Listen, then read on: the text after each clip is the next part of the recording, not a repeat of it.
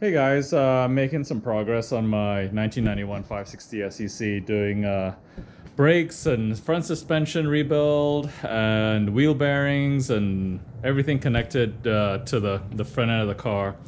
And I thought I would stop for a minute and provide some thoughts, some suggestions to you guys if you decide to take on the replacement of the front wheel bearings, which is the inner and outer wheel bearings that are actually located in the hub of the car. And this is a brand new hub right here that I bought from Mercedes. You can see this side is already complete. I'm actually working on the left side right now. And before I assembled everything and installed it on the car, I thought it'd be a good to walk you through just some tips that I think would make your life easier and hopefully help you guys in the future if you decide to tackle this. If you are going to do or replace the front brakes on your 126, please replace the wheel bearings. These cars are getting old. There's no telling when the wheel bearings were replaced, and I really recommend buying everything from Mercedes-Benz. There are lots of options for wheel bearings, and really going back 25 years ago when I started working on cars, my favorite wheel bearing company at the time was SKF and Timken. Both those companies now manufacture bearings in Mexico and China.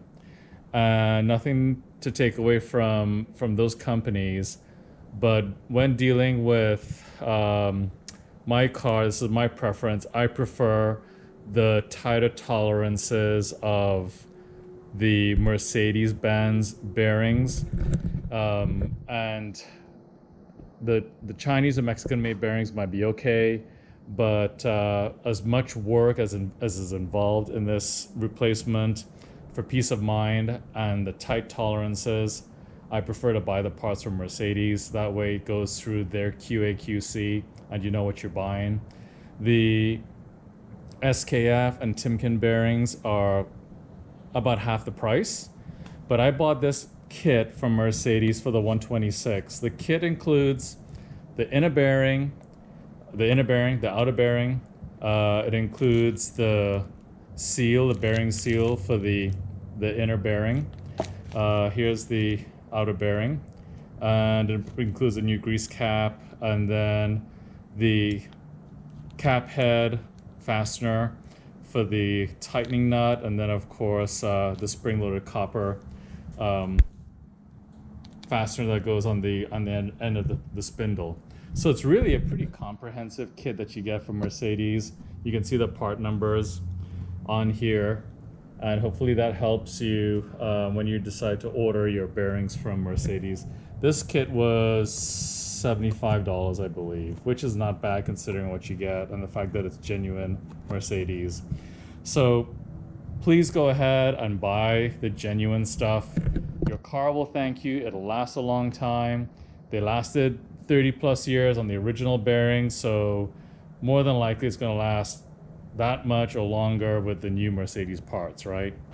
My car is quite low, and also I'm running 18-inch OZ wheels, so there's a little bit more stress on the front end, and so I decided to go ahead and just replace everything that's rotating and connected to the steering based on that as well. I mean, even though the geometry is really good and the car tracks perfectly and the alignment is perfect, it just for peace of mind, it was good for me to go ahead and just renew everything on the front end. So it might be a little bit dark here in the garage. It's getting late in the day, but hopefully you can see some of the things I've done here. So here's the new hub from Mercedes. These are the new ATE calipers that Cerakoted, a new cross drill and slotted front rotors, and then I bought brand new spindle, as you can see right here, also from Mercedes, and then a new upper control arm. I polished that with brand new bushings, also from Mercedes. and I Cerakoted the spindle. Also for the sway bar, I bought brand new bushings, inner and outer, and then I Cerakoted the washers. So, and also has a brand new lower ball joint, and then I have some tie rods that are gonna go in here pretty quickly. Still waiting for those to come in.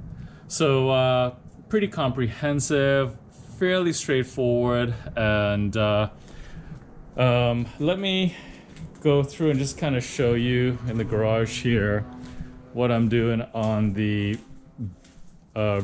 pressing in the new bearings. So here is your new hub from Mercedes. I've actually gone in and pressed in the race on the inner bearing, and it's actually not bad. I'm using my 12-ton press from Harbor Freight, and I actually made this piece of aluminum pipe. It's actually a piece of intercooler piping from one of my turbo projects that was left over that I just trimmed, and it fits perfectly inside the hub here. And I used this with let me just get this oriented properly. Okay, so here is how I have it oriented.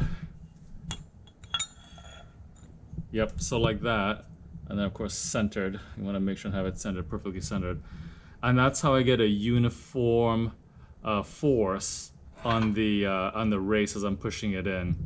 And I know some guys have used the old race to as a way of pressing in the new race. That's also a great idea. But this is also an option if you happen to have some pipe that's the correct OD that'll fit perfectly in there and square up perfectly as you are pressing that race in. So it's really not too bad of a job. This didn't take very long at all.